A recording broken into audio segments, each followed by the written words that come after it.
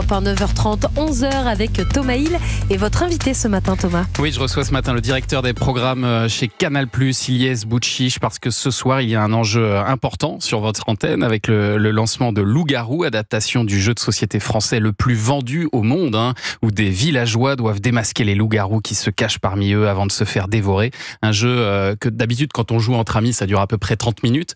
Comment est-ce qu'on fait pour étendre ça sur 8 fois 40 minutes ?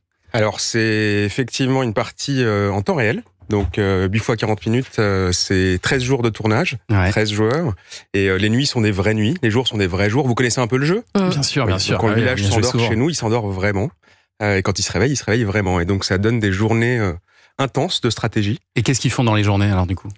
La stratégie, vraiment, ils enquêtent, ils réfléchissent, ils s'interrogent, ils essaient de se démasquer, effectivement. Et il y a des quêtes aussi pour déclencher des cartes spéciales, c'est les cartes rôles. Les cartes rôles qui sont un des codes auxquels on était très attachés, un des codes du jeu. Et les quêtes permettent aux villageois d'obtenir des atouts pour avancer dans leur enquête. Et le parti pris aussi, c'est de pas nous dire tout de suite qui sont les 3 loups-garous. Et là, j'imagine que l'idée, c'est qu'on joue nous-mêmes en tant que téléspectateurs à les démasquer. Exactement. Voilà, et ça marche très très bien. Alors évidemment, quand on parle du concept, on peut pas s'empêcher de penser au jeu Les Traîtres d'M6, qui a une mécanique assez proche. Mais quand on regarde un épisode, on comprend très vite que c'est assez différent en fait, parce que d'abord, ce sont pas des stars.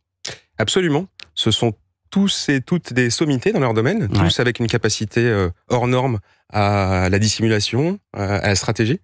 Et il y a par exemple un ancien espion, il y a un mentaliste qui est excellent. Exactement. Des comédiens, enfin voilà. Une comédienne, une sémiologue, une statisticienne, exactement. Voilà, un avocat pénaliste. Tous ont une carte à jouer. Donc ça, c'est vrai que ça change beaucoup par rapport au traître. Et l'autre chose, c'est la manière de faire. Le traitement n'a rien à voir. Le ton est très différent. On est vraiment, j'ai eu l'impression, moi, de regarder un programme à la frontière entre la télévision et YouTube. Parce que le ton, et notamment la voix off de Mister V, voilà, donne ce ton-là. Et puis ce second degré, parce que même il y a des moments où il va même se moquer un peu du faux suspense qu'on peut mettre parfois dans les jeux télé, quoi. C'est ce qui nous caractérise un peu chez Canal, le pas de côté systématique. Là, on l'a vraiment appuyé et effectivement, on a voulu traiter ça de manière différente et poser nos propres codes. Donc, c'est très différent des traîtres. Effectivement, il y a un fond qui est peut-être comparable. Dans le côté stratégique. Exactement. Voilà, mais c'est un genre à part entière, le jeu Identité secrète. Nous, on en a fait un programme Canal+. Et qui est vraiment l'adaptation du jeu Loup-garou de Tiercelieu. Et cette idée vous a été proposée par 2 humoristes, c'est Fari et Panayotis Pasco, il y a 4 ans déjà, c'est exactement. Ça ? Pourquoi ça a mis autant de temps à arriver à l'antenne ? Parce qu'on a pris le temps de développer, que c'est jamais simple, et vous en savez quelque chose, vous qui connaissez bien le développement, de développer une mécanique implacable, en restant fidèle, ça nous tenait vraiment à cœur au code du jeu. Donc on a pris le temps, eux ont même amorcé leur projet il y a 5 ans, et nous on a rejoint l'aventure il y a 2 ans maintenant et développé avec eux sereinement, en prenant le temps. Et c'est vrai qu'il y a aussi un investissement dans le décor, puisque vous avez tourné dans une vraie forêt. Absolument. Avec un vrai décor pour recréer toute cette ambiance. Ils dorment vraiment sur place, chacun dans une petite cahute. Exactement. C'est assez amusant à voir et vous pourrez le voir ce soir parce que les 2 premiers épisodes sont diffusés en prime sur Canal+. Ils sont dispo sur MyCanal, déjà. Et ils sont déjà dispo sur MyCanal. Et ce soir, c'est en clair. Et ce soir, c'est en clair. D'accord, donc tout le monde peut voir ces 2 premiers. Mais j'imagine que l'enjeu, justement, il est avant tout pour MyCanal, non ? C'est ça ce qui est le plus important pour vous ? C'est la plateforme ? Oui, enfin, on a cette singularité-là d'être à la fois une chaîne et une plateforme. Évidemment, je pense que c'est un programme, moi, de plateforme qui va surtout le gros de la consommation sera sur la plateforme. Ça faisait un moment qu'on n'avait pas vu de grands divertissements en prime comme ça sur Canal+. On est plutôt habitué à y voir des films, des séries ou du foot, bien sûr. Des spectacles, quand même. Des spectacles, voilà. C'est un domaine dans lequel vous allez réinvestir ou c'était juste ponctuel ?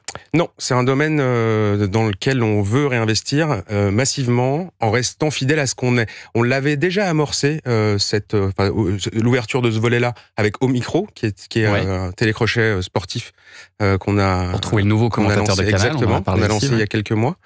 Et l'idée, c'est d'en faire maintenant un volet majeur chez Canal+.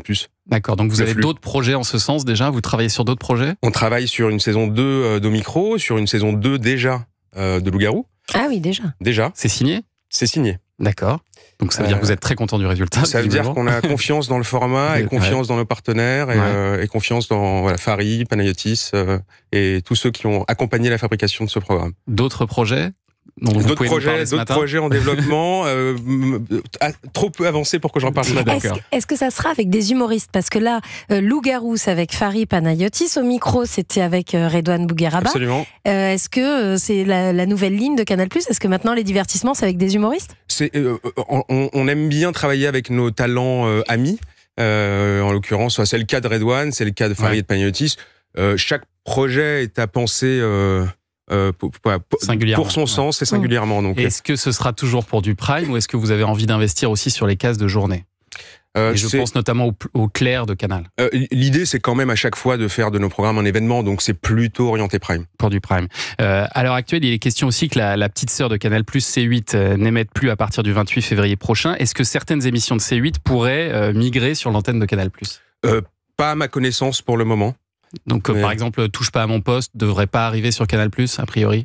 Absolument, pas à ma connaissance pour le moment. Pas à votre connaissance. Voilà, mais c'est envisageable ou pas du tout? Je sais pas du tout. Honnêtement, c'est Très bien. C'est deux volets très distincts. Bon, en attendant, on a ces 2 premiers épisodes de Loup-garou qui seront ce soir à 21h sur Canal+. C'est exceptionnellement en clair. Je crois que c'est même un peu avant 21h, non? 20h50. 20h50. Donc soyez là devant votre écran à 20h50 parce que c'est vraiment du bon spectacle et on se régale à les suivre et c'est aussi drôle, ce qui est assez rare dans ce genre de programme pour être souligné. Restez avec nous, Lies Bouchiche, pour commenter l'actu des médias dans un instant.